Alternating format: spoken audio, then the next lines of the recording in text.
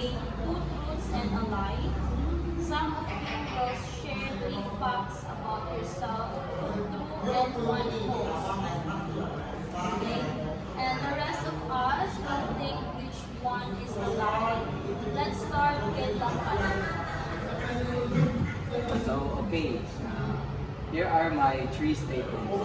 So first, I can climb Mount Apo.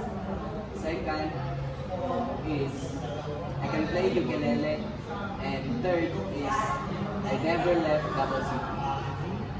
Okay, so alright, everyone, take a moment to guess which statement from Lampadio is the lie.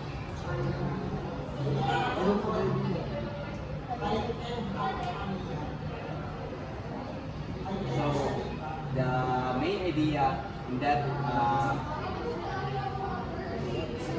statement, so you cannot guess what is the lie in that statement. So, the lie in that statement is, I've never left Davao City. Okay, great choice, Lampadio. Now let's move on to Andoke.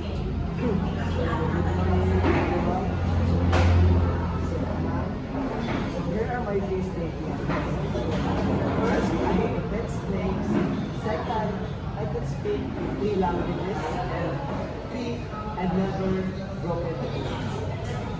Okay, everyone, which statement from Andoke is the lie? We don't really have any idea. So, the lie in that statement is, I have a pet snake.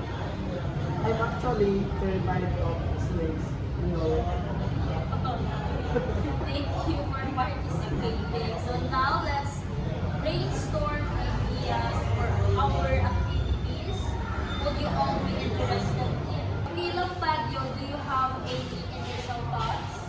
So, I was thinking maybe we could do something outdoors, like hike or a picnic at Eden Nature Park. Okay, how about you, Arando?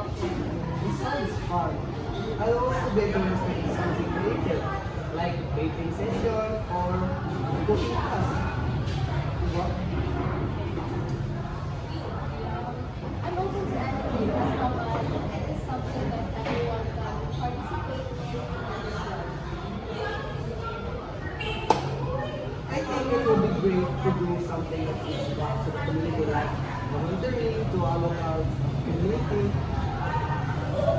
or local charity. How about Ozon? You,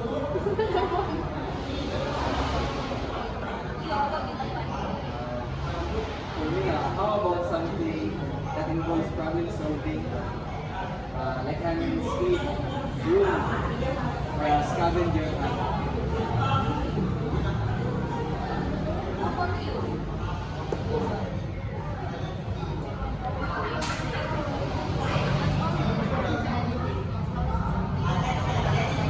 Okay, so great ideas, everyone. So let's write this down. These ideas that we have. So now that we have a list of potential ideas, let's narrow down our options and start planning the details. Based on our discussion, it seems like hike and community service activity are popular choices. So let's discuss this one. So, okay, John, since you suggested the hike, would you like me or would you be willing to look into possible trails and logistics? Sure, I can do that. I researched some trails near the city and I'm up about transportation. Okay, great. So, Aratoke, would you be willing to coordinate the community service activity? Yes, I can contact some local charities and see if they need volunteers for the day. Okay, excellent. So, Lampadio, can you help with budgeting and cost estimation for both activities? I can definitely help with that.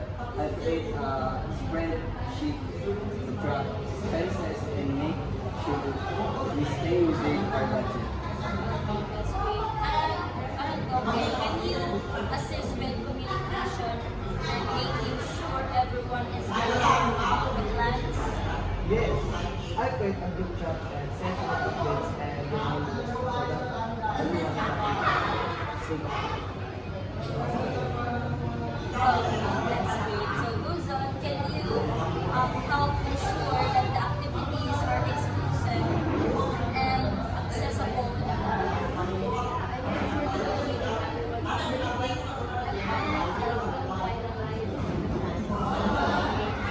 And before we wrap up, let's summarize our action items and next step.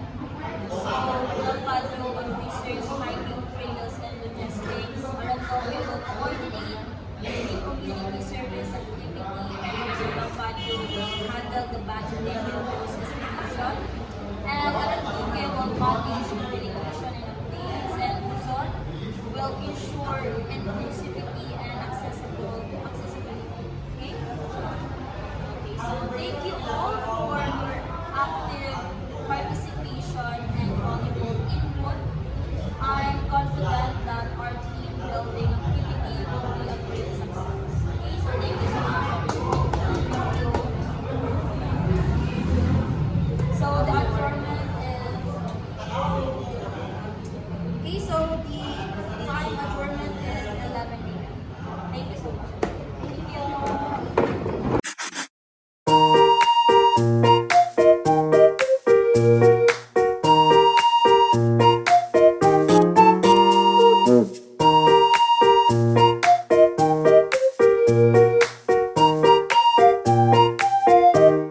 Afternoon team, welcome to our team building activity. Today we'll strengthen our connections and communication teamwork through having fun activities. Are you ready guys? Yes, yes. So now let's start with introduction.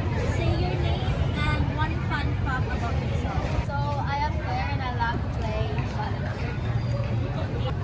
So good afternoon everyone. So my name is Eli and I'm a rookie junior and I love to play basketball. And one fun fact about me is about many people of this league. I'm Johnny Pangilinan. Hi everyone, good afternoon. My name is June Carlo Lampadio, but you can call me Bubs and I love to cook. Hi everyone, I am Mariel Cabrero. So I love singing and also my hobbies are traveling. Okay, that's great everyone. And now let's move on to our last So now team, we have to pair up. The one has to describe and the other one has to draw. But we will always remember, don't say the actual words. Let's go!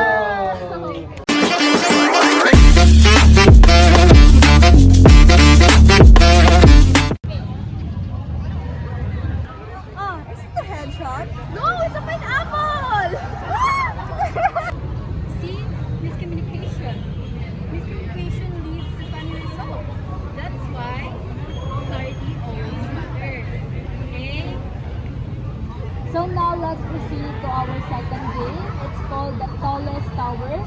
Now in groups, build the tallest tower in 3 minutes using paper and chalk. I mean paper and tape.